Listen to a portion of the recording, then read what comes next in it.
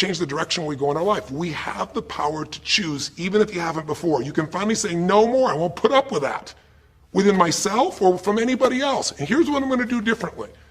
That's where the breakthroughs really start to happen. Now the question is, why do some people stand their ground and make something change versus other people just kind of accept things? Why do some people make bold decisions and other people make decisions that are based on trying to hang on to what they've got? Well, that's a more complex question to answer than we might have in a few minutes in this one session, but it is one that I've spent my life studying, because when you can change your decisions, you can change your life. When you can change the force that controls your decisions, you can change anything in your life. At some level, we have certain beliefs and values. But if I was going to make it simple, I'd say there's two things that determine your choices. The first thing is the state of mind and emotion you're in at that moment. Think about it. Have you ever snapped at somebody and had nothing to do with them? It was just the state you're in, right? You were frustrated, you were pissed off about something, and in that state of mind, whatever they said got interpreted through that state, and you made up a meaning like they were an irritant or they were interrupting you, and they weren't. You probably felt bad afterwards. When we get in the wrong state, we make the wrong decisions. When you get in a strong, empowering state, you'll make a better decision. Learning how to direct your state is a big part of what my work is with people, and it's a big part of what I do in my seminars. But the other thing that affects your decisions would be what I would call your story or your blueprint. We all have kind of a story about how our life is supposed to be. It comes from a set of life experiences, interpretations. Some people think life is all about getting theirs. Some people think life is about growing and contributing. Some people think life is about making judgments. Some people think life is about saving other people's lives.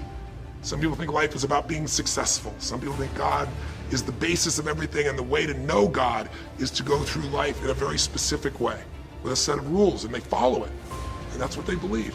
Whatever your story is, whatever your blueprint is just another way of saying whatever you believe is how your life is supposed to be, at some level, we either follow that blueprint or we fight it. If we follow it or we fight it, we're going to find that we're going to bump into things in life where life isn't always the same as we expect it to be or think it should be. And that's where we start to experience stress. So in this session of Breakthrough, when you watch this story and you saw Melissa, you saw the conflict between what she desired most and what she feared most.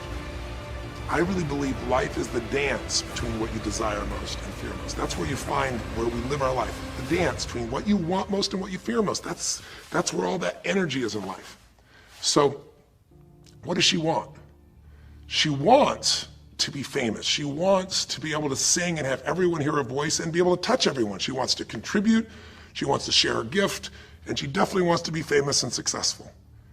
She needs to be closer to her children. And one of the big challenges in life is oftentimes what we want and what we need are two different things. She has 5 boys. They're all extremely young, as I'm sure you saw. And she has a husband. And while they're all supportive of her going on this journey, somewhere along the line, she lost that connection to what was most important. Now, is she a bad person to make bad decisions? No, good people make bad decisions when they get in lousy states, when our ego gets involved, or when we start believing our story. And here was the story she had. Being a mom's important, but the bigger gift God gave me is my singing voice. And once we get seduced into a particular story and we start to believe it, it takes a hold of our life and it controls all of our choices. And then pretty soon, bad choice on top of bad choice on top of bad choice starts to affect our life. Can you relate? How many times you've made some choices that you wish like hell you would have made a different decision back then, or that no one ever knows the stupid decisions you made? I know I can relate to that. So what I want to talk to you about today for this brief little session is how to break through a crisis. Crises happen, whatever type of crises you go through in your life, and I know you've had many, when we make some choices unconsciously and we get consequences. And we make them unconsciously because we're trying to get what we want. We don't really know what we value most. We don't know what we need. And we find ourselves waking up one day and going, why is my life this way? It's kind of like life is always calling to us to constantly grow and improve. You know, if you're going to look at what's going to make life work, it's really simple. What makes people happy is progress. We're happy when we're progressing. If you're overweight, but you leave today and you say, you know what, this breakthrough thing, what I got out of today for me more than anything else is, I've been stuck waiting for some magical diet, some magical exercise plan, some magical time in the future when we have more time. There is no more time. I don't need to wait for that. I'm just gonna make a decision today to get started. I don't need to go out there and go interview 20 trainers and get online. I don't need somebody to give me a perfect plan. I need just to pick up my shoes and start walking. I need to just get somebody behind me who just goes, run! I don't need to wait for perfection. I'm gonna do something right now. I choose to get fit, I choose to walk, I choose to run, I choose to go join a club. I'm doing it now. A breakthrough happens the moment you make a new choice. And you don't have to wait. You can just get yourself in a new state. Maybe this tape will get you doing, or you just have to have a new thought that says, you know what? I made choices in the past. I'm overweight because I chose to eat this and this. I'm not gonna eat it anymore. I'm changing now. You can change your whole life real fast with just a few choices. But if you don't make the right choices, eventually you're gonna face a crisis. Crisis is when you made so many poor choices that sooner or later life shows up, and instead of asking gently for you to change and improve, to grow, to make progress, to be happy, life, when it's a crisis, now demands change. It isn't asking anymore. We borrowed money as a society and we overspent and we talked about changing and we knew we had to change, and now a crisis happens and guess what? Nobody has a choice. The game has changed. And what crisis does is it melts us down. It melts us down so that we can recast our life. We can remold ourselves. And usually on the other side, our life is greater because as we go through that crisis, we have to grow. Everybody wants change, nobody wants to do it. Everybody, I should say, wants progress, but nobody wants to change. Everybody wants their life better, but nobody wants to do the push-ups, the running, have the economic or emotional discipline to make it happen. But if you're watching this right now and you're still with me, some part of you wants more. And I'm saying to you, choose it. And the way you're gonna choose it is really simple. If you're in that crisis, what keeps you in the crisis is probably because you're being reinforced. Most people, they overeat, or they smoke, or they drink, or they yell at people. They keep doing it because they're rewarded.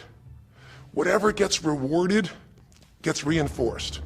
Whatever habit or behavior is reinforced becomes a habit, and then pretty soon, do it long enough, it becomes part of your personality, and pretty soon you think it's who you are, and you just keep living that way. I mean, it's easy to see this in other people, right? It's easy to see how messed up they are and how easy they could if they just make some new choices. All you gotta do is turn on the television, some news program, some entertainment program, and you'll hear detailed descriptions about some person who is very powerful celebrity who is doing some stupid thing. Why do we see all this stuff on television? Why do we hear about every person you can imagine, from Lindsay Lohan to Britney Spears to all the way back to the old days it was Elvis or Michael Jackson or whoever it is that's in the news today in this stage of life in your country as you're watching this? It's because we want to see other people who make bad decisions so we can feel better about our own. But the reason those people don't change, Lindsay Lohan, she's got another DUI, she's putting herself at risk, she's putting other people where she could kill someone. She goes to jail, it's supposed to be 90 days. But here's the consequence, it goes to 2 weeks. And before she even gets out of the jail, she makes a deal for an interview and gets paid $1 million when she gets out for the interview. What do you think the chances of her changing when her bad behavior gets her $1 million, and I don't know if she even makes that for that much time of acting at this stage? What do you think the chances are when people around her say it's not your fault, it's not fair, they treat you unfairly? As long as we have the decision that we're not responsible, it's not our fault, we can't change anything. We have no power. So I don't know if by the time you watch this if Lindsay will have changed, but if she did, it'll be because the enablers are gone, she's taken responsibility, and she's found something she values more than attention and money for bad behavior. Now it's easy to look at that with her, but what about you and I? Where are you and I addicted to our problems? Where are you and I reinforced? So many people, when they have a big problem, listen, if things are going well, you say, oh, it's going so great. Your friends go, well, that's great. And after a while they go, well, easy for you. But if you got a problem, people go, hey, I understand, and they connect with you.